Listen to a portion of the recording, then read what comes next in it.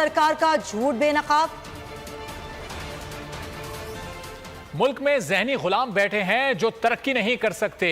पूरा टब्बर चोर है। बैरूनी साजिश के तहत इनको लाया गया है। पीटीआई चेयरमैन इमरान खान का तलबा से खिताब, कहा ये मुल्क का पैसा चोरी करके मुल्क से बाहर भेज देते हैं।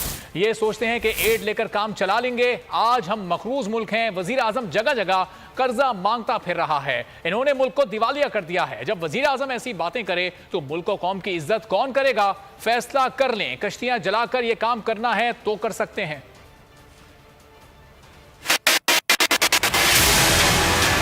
जिस वक्त हमारे मुल्क के ऊपर ज़हनी गुलाम बैठे हों, जो सारा वक्त खौफजदा हो कि जनाब हमें कोई नाराज ना कर दें अगर हम सस्ता तेल लेंगे रूस से, अपनी कौम की जिंदगी आसान करेंगे, हमारा जो आका है वो नाराज ना हो जाए क्योंकि इनके अरबों डॉलर उधर पड़े हुए हैं, तो वो डॉलरों ने इनको गुलाम बना दिया। जब आप भिखारियों की तरह कभी वो जो कहता है कि मैं मांगने तो नहीं आया लेकिन मैं बड़ा मजबूर हूँ, तो जब आपका प्राइम मिनिस्टर जाके इस तरह की बातें करता है तो उसको तो खैर वो तो बेशरम लोग हैं, इनकी तो इज्जत है ही कोई नहीं, चोरों की क्या इज्जत होगी, लेकिन वो सारी कौम की इज्जत खत्म कर देते हैं। हर पासपोर्ट की इज्जत चली जाती है। जो अपना पैसा चोरी करके मुल्क से बाहर भेज देते हैं, अरबों अरबों डॉलर की प्रॉपर्टीज में वहां रहते हैं बादशाहों की तरह, और बाहर लोगों से कर्जे मांग रहे हैं कि मुल्क चलाने के लिए कर्जा चाहिए। जो तबाही का रास्ता है वो कई दफा आसान रास्ता है। वो लोग बड़ा आसान रास्ता लगता है, जी हम एड ले लेंगे, देखिए जी मेहनत करेंगे नहीं, एड ले लेंगे तो पैसा आ जाएगा, तो चले जी हम अपना मुल्क थोड़ी देर के लिए चला लें।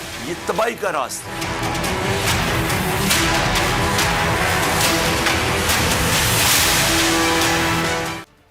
और अब बात करते